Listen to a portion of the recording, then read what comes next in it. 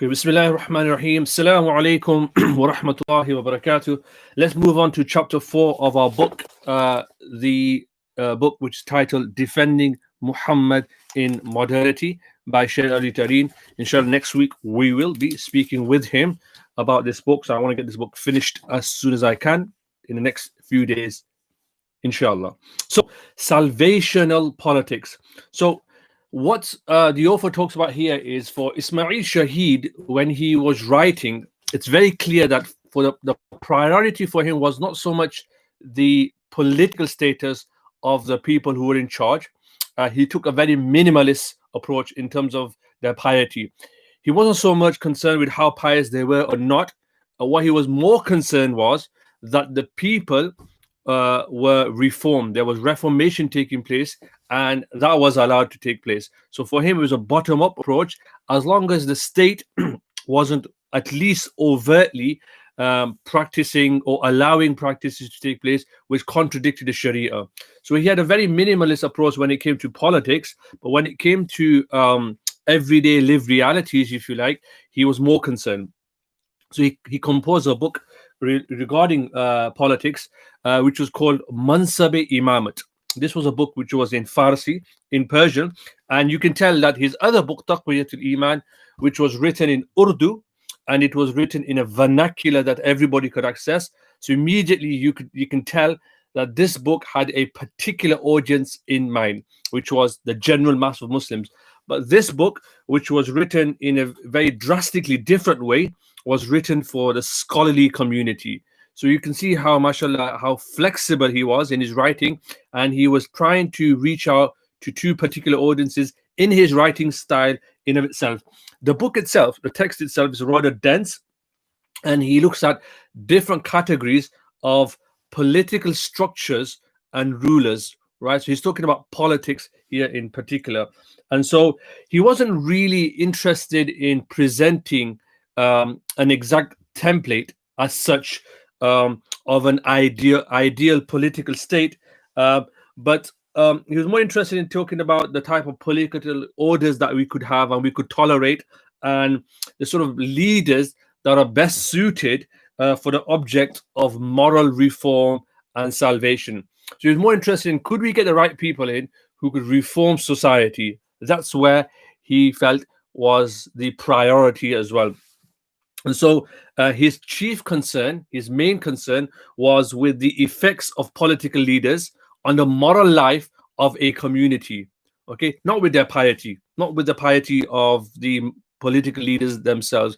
And what was really important to him was maintaining the public markers of Muslim distinction, Sha'a'ir Islam. And if I may just go off on a sidetrack here, if you read his grandfather's work, for example, the Hujjatullah al-Baligha, the definitive proof of God, Shah Waliullah talks about this as well. So he must have inherited some of these ideas definitely from his grandfather as well. So even he was like, look, even if you have a morally sluggish ruler or leader, that's fine, as long as this doesn't affect the public markers of Islamic identity or the distinctiveness Muslims might have as well. And as a consequence, he was less interested in sovereignty, like sovereignty in terms of territory. Right? He wasn't interested in land as such, but more keeping the spirit of Islam alive through public markers of Islamic identity as well, in everyday life as well. And so, in a sense, what we get before we go into some of the details, some of the meat, is that he wasn't too concerned about the modern state. He wasn't most concerned about the state itself, but more about because this is a very a liberal idea, right, about the state and having the state as a sort of arbitrator of truth and ethics and morality. He was more interested in public piety, and that's what was really important. This sort of challenges modern notions about this liberal fantasy, which privileges the modern state, okay, at the center of politics.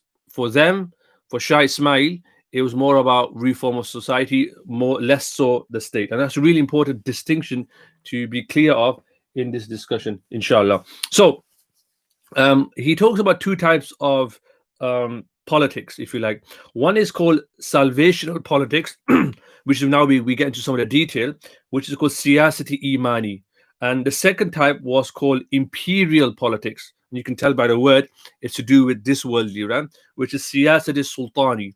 Okay, and the imperial politics was different from salvational politics in terms of what it was associated with, and how he talks about prophetic talents as well. So he sometimes saw these two as opposites. Salvational politics was about salvation, about getting into the next life and be successful there, whereas imperial politics was about maintaining political order in this world as well. And he was he was interested in imperial politics because it was a mechanism through which Islamic markers of identity were maintained. So he wasn't neglecting this, and he talks about this next, where for him, while salvational politics is important, and that's to do with sort of ideas around the sort of type of leader you want to have, imperial politics is just as important, because through imperial politics in this world, we're able to maintain the Islamic identity as such as well. And then he talks about certain talents that a leader, an ideal leader, we may never get there, but the point isn't that. The point is that there should be an ideal menu of what we would want to expect from our religious leaders as well, or from our political leaders rather as well. So some of them was, for example, esteem and the prestige and high rank of prophets in the eyes of God. Okay, that and pious servants and angels, having this esteem for them, sainthood, right, or prophetic capacities of knowledge and wisdom. So being someone that's pious, having knowledge, having wisdom, intuition, discernment. Okay, resurrection, the idea of the training and education of people, that the way the prophet taught his community. Okay, and the idea of having prophetic love for people, the well-being of society, being concerned with hidayat, i.e. charismatic qualities of being able to have this concern for making sure that people have guidance towards God. And so creating this moral community, and the more the prophetic talents that he had, the more the leader replicated or followed the way of the prophet, the more prophetically endowed they were, the more legitimacy that leader would have as well. And obviously he talks about the best example was the first four caliphs. And he mentions how, even though it wasn't always ideal in some of the politics that took place with the caliphs later on, they were the best. They were the people that in many ways embodied the way the prophet did embody leadership as well. And so that he was willing to tolerate whatever type of leader they were, as long as they didn't champion unbelief and go against the prophetic norm. So he had a very minimalist approach in terms of politics, in terms of the leaders that we would have. More concern for him was, we don't really mind. Ideally, we want to have pious leaders, but even if we don't, if they're less than pious, we're willing to tolerate them as long as we have a moral community. Okay, and then he talks about different types of categories of rulers, and which corresponds to political orders. And they have, in terms of the type of ruler that you have, in terms of the political framing that you have, he says that society should respond to them accordingly as well. And the most perfect one for him was what's called the just empire, or the just ruler, Sultani Adila or Sultani Adil, right? This just pious ruler. Even if he was weak, even if he followed his desires and they had follies, as long as he maintained the public persona. It's really interesting. The public persona of a person of faith and piety, and he tried really hard to remain within the bounds of religion. That should be fine for believers, right? Irrespective of what he might do privately, we're happy because he maintains the identity, the markers of religion, and there's a sense of semblance of public justice. That's the first one. The second and the third one is what's called despotic, or Sultani Jabira or Sultani Dhalla, right? A despotic or misguided empire. And he also talks about a third type, which is the misguided empire, which is which I'll talk about in a second. So the despotic one, again, for him, they were engaged in luxury and pleasure. The leaders, maybe, um, and they may even be injustice and exploitation. Um, however, despite the catastrophes of the rulers, people give them their support, because this was a minimalist view, because he still counted himself amongst the Muslims, and there was still the idea that Muslim identity was protected. And then the third type he talks about, and he said you're not allowed to rebel against this type of ruler, even if he's a despotic ruler.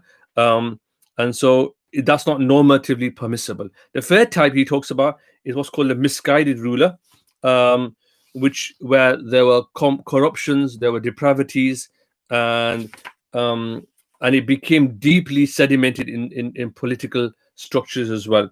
But despite the moral misery, um, at least he claimed to be a Muslim. At least he was a Muslim. And again, he said, look, as long as we are allowed to practice our faith, we're cool with that. We're fine with that.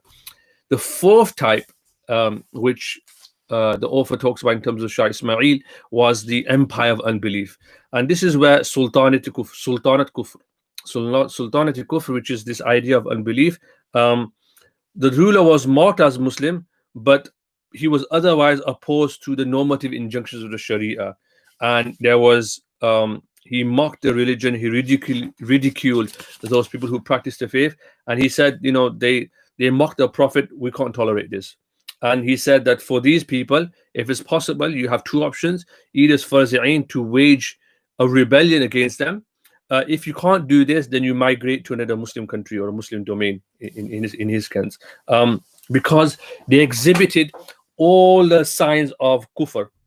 And this was an idea where non-believers were above the Muslims, and he was completely against this idea of where Muslims were seen as below the non-Muslims. And this is how he talks about it in the fourth form. I said this is not tolerable for Muslims. However, whenever he evaluates these type of political leaderships, he's not concerned about the intentions or individual piety of political leaders. He's not interested in their intentions or their piety as such, but more about the effects their leadership have in terms of the public sphere, right? So you can do what you want in your palace, but religion reigns supreme. People are practicing deen. That is what's most important to us.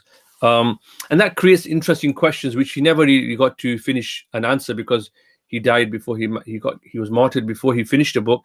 But what if we had non-Muslim rulers and they were more just than Muslims rulers? What would we do then, as an example?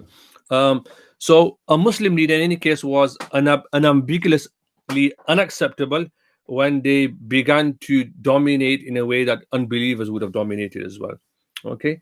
And so this was his imperial political theology, and it's all about maintaining Islam's political dominance. Okay. And remember, the purpose of politics for him was a moral reform. That only when leaders completely lost political order in such a way that there was no Sharia, there was no following of religion, then they lost any legitimacy that they may have ever had. So this creates interesting questions. I mean, what about if you lived but under non-Muslim rulers? What would you do then? What's the status of a place where Muslims are being ruled by non-Muslims, but for all intents and purposes, they're able to practice their deen as they would have been done under Sultan that is Muslim? So we never really got to explore these questions with the author, but these are questions that, with Shah Ismail, but these are questions that one can indulge in and explore later on as well. In any case, the central point of this particular text, as opposed to his Taqwiyatul Iman, the Mansabi Imamat, is that it was formed by a imperial Muslim political theology that enlays political power and dominance with a promise of piety and salvation, right? So it was all about piety, it was all about salvation of people. And so the condition of Muslims as a colonized community now seemed less important to him, seemed less immediate to his concerns. Even though it was a colonization was taking place, that was less of an interest to him as such as well. So in Taqwiyatul Iman, in his book that we looked at in the previous chapter, there's a sense of urgency, and in terms of dealing with the immorality that he sees in the public domain, right? And there's a sense of urgency. Whereas in this text, the Mansabi Imamat, we see that he's more sort of measured, less hostile, and he's reflecting on his position. So you see this contrast in terms of politics, more measured. In terms of reform, there's a sense of urgency as well. And so what we'll do in the next chapter is we will look at discussions around prophetic intercession. This became an interesting arena of political discussion of around can the prophet intercede and so forth. So we'll look at this in the next chapter. Stay safe. I'll speak to you soon. Assalamu alaikum wa rahmatullahi wa barakatuh.